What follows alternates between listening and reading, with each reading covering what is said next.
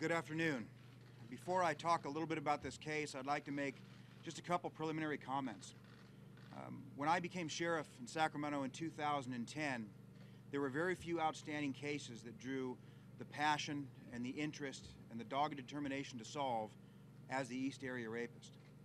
The sheriff that I took over from, Sheriff John McGinnis, who's here with us today, told me about the importance of it. And I don't know that I fully appreciated it at that time, but I can tell you that without exception, weekly and sometimes more, I get telephone calls or emails to this day from former employees, former detectives, community members from all over this country that believe that they know or at least have some information on who the East Area Rapist was.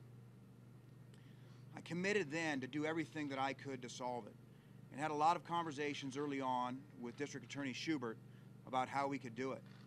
And those discussions really touched the passion of both of us to solve this case.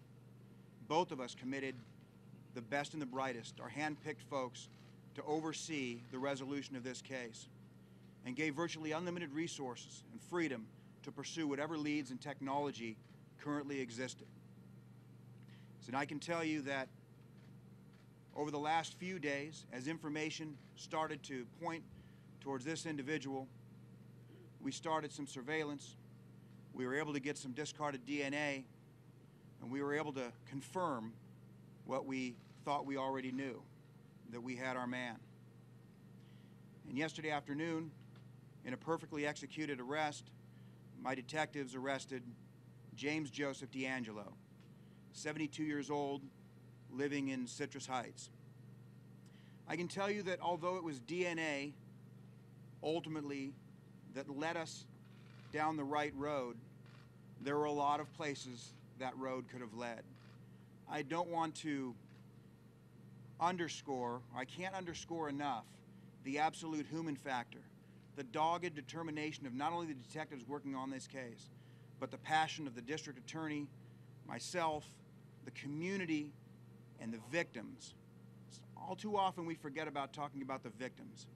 And today we at least brought the first step towards closure for those victims of these horrendous crimes. So I want to thank not only the district attorney and the crime lab and the DNA that helped us get here, but my own detectives and the detectives from all of these folks represented by the leaders standing behind me when we put together this working group 2 years ago and brought in the FBI, who was more than happy to be part of this team and effort. We had no way of knowing that we'd be standing here talking about the resolution of all of these crimes. So I have to thank them and again underscore the importance of the human factor and the dogged determination and passion of the individuals and human beings that led us down the right road to this individual today.